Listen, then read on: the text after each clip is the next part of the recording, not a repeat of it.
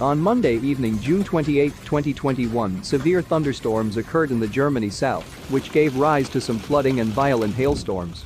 The areas most affected were those of the Black Forest, the Jura Alps and the neighboring regions. In the locality of Bessingen in the district of Rottweil, hail and rain flooded the town. Subscribe to the channel and keep abreast of natural changes on the planet.